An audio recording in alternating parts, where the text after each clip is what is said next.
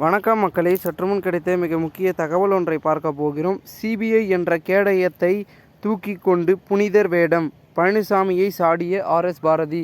திடீர் தகவல். இந்த ஒரு தகவலை பற்றி தான் நாம் பார்க்க போகிறோம். தகவலை பார்ப்பதற்கு முன்னதாக நீங்கள் நம்மளுடைய சேனலுக்கு புதிய பார்வையாளர்களாக இருந்தீர்கள் என்றால் மறக்காமல் நம்மளுடைய சேனலை சப்ஸ்கிரைப் செய்து வைத்துக் கொள்ளுங்கள் மக்களே. தற்பொழுது பொள்ளாச்சி வழக்கில் பாதிக்கப்பட்ட பெண்களின் பெயர்களை எல்லாம் போட்டு அரசாணை வெளியிட்டார்கள். இவையெல்லாம் பாதிக்கப்பட்ட பெண்களின் தரப்பை அச்சுறுத்தும் அன்றைய இருந்த பழனிசாமி அரசு மேற்கொண்ட அஸ்திரங்கள் என திமுக அமைப்பு செயலாளர் ஆர்எஸ் பாரதி கூறியுள்ளார். இது தொடர்பாக திமுக அமைப்பு செயலாளர் ஆர்எஸ் பாரதி வெளியிட்டுள்ள அறிக்கையில், பொள்ளாச்சி பாலியல் வழக்கு தீர்ப்பை வரவேற்று அறிக்கை வெளியிட்டிருக்கும் அதிமுக தன்னை தூயவன் போல காட்ட முயற்சிக்கிறது. முக்கியமான வழக்கில் கருத்து சொல்ல முயலும் போது நிர்வாகிகள் யாருடைய பெயரையும் பயன்படுத்தாமல் பொதுவாக அதிமுக அறிக்கை என வெளியிட்டிருக்கிறார்கள். பிறகு என்ன நினைத்தார்களோ எதிர்க்கட்சி தலைவர் எடப்பாடி பழனிசாமி திருவாயை மறந்திருக்கிறார். நடுநிலையோடு சிபிஐ விசாரணைக்கு உத்தரவிட்டேன், அதற்கான நீதியே இன்று கிடைத்துள்ளது என சொல்லியிருக்கிறார்.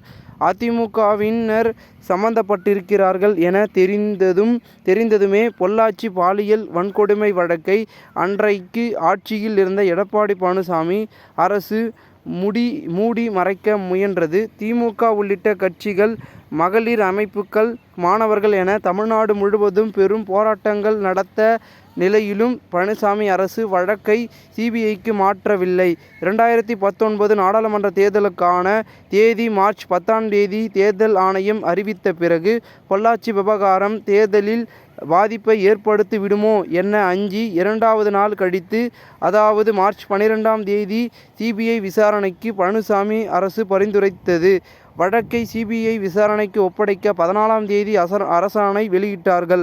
அதன்படி சிபிஐக்கு மாற்றினார்கள் என்றால் இல்லை, வழக்கை சிபிஐ வசம் ஒப்படைக்காமல் இழுத்தடித்தார்கள். பொள்ளாச்சி பாலியல் வழக்கை சிபிஐ வழக்குக்கு மாற்றுவதாக அரசு அறிவித்த பிறகும் சிபிஐடி விசாரிப்பது ஏன் என்று உயர்நீதிமன்றத்தில் 2019 மார்ச் 29 கேள்வி எழுப்பியது. உடனே தமிழக அரசு வழக்கறிஞர் வழக்கை சிபிஐயிடம் ஒப்படைக்கும் பணி நடக்கிறது என சமாளித்தார். பொள்ளாச்சி பாலியல் வன்கொடுமை வழக்கில் சிபிஐ விசாரணையை உயர்நீதிமன்றம் கண்காணிக்கும் என்றும் சென்னை உயர்நீதிமன்றம் 2019 அக்டோபர் 16 அறிவித்தது. இதன்படி வழக்கு நியாயமாக நடந்து முடிந்து இன்றைக்கு குற்றவாளிகளுக்கு தண்டனை கிடைத்திருக்கின்றது. அந்த வழக்கை அதிமுகவை சார்ந்தவர்கள் தண்டிக்கப்பட்டிருந்தால் அதன் கரை தான் மீது விழுந்துவிடக்கூடாது என்பதற்காக சிபிஐ என்ற கேடயத்தை தூக்கி கொண்டு புனிதர் வேடம் தரிக்க முயல்கிறார் அதிமுக. சிபிஐ விசாரணைக்கு மாற்றப்பட்டதால் குற்றவாளிகள் தண்டனை பெற்றிருக்கிறார்கள் என பெருமை அடிக்கும் அதிமுக அன்றைக்கு சிபிஐ என சொல்லி எப்படியெல்லாம் நாடகம் ஆடியது என்பதனை மக்கள் அறிவார்கள். புகார் அளித்த மாணவியின் சகோதரர் பூபாலனை குற்றவாளிகள் தரப்பு தாக்கியது. வழக்கை திருப்ப பெற சொல்லி மிரட்டியது. பாதிக்கப்பட்ட பெண்களின் பெயர்களை எல்லாம் போட்டு அரசாணை வெளியிட்டார்கள். இவையெல்லாம் பாதிக்கப்பட்ட பெண்களின் தரப்பை அச்சுறுத்தும் அன்றைய இருந்த பழனிசாமி அரசு மேற்கொண்ட அஸ்திரங்கள். பொள்ளாச்சி பாலியல் குற்றங்கள் தொடர்பான வழக்கை சிபிஐ விசாரணைக்கு மாற்றம் செய்து மாநில அரசு வெளியிட்டுள்ள அரசாணையை திரும்ப பெற்று பாதிக்கப்பட்ட பெண்ணின் பெயர் மற்றும் விவரங்கள் குறிப்பிடாத புதிய அரசாணையை வெளியிட வேண்டும். சம்பந்தப்பட்ட பெண்ணின் பெயரை செய்தியாளர்களின் சந்திப்பின் போது பயன்படுத்திய காவல் அதிகாரி மீது துறை ரீதியாக நடவடிக்கை எடுக்க வேண்டும். பெயரை பயன்படுத்தியதால் அப்பெண்ணிற்கு ஏற்பட்ட பாதிப்புக்காக ரூபாய் 25 லட்சம் நஷ்ட ஈடு வழங்க வேண்டும் என உயர்நீதிமன்றம் மார்ச் 11 உத்தரவிட்டது. இதையெல்லாம் பொள்ளாச்சி பாலியல் வன்கொடுமை வழக்கில் பழனிசாமி ஆட்சிக்கு கிடைத்த நற்சான்றிதழ்கள்.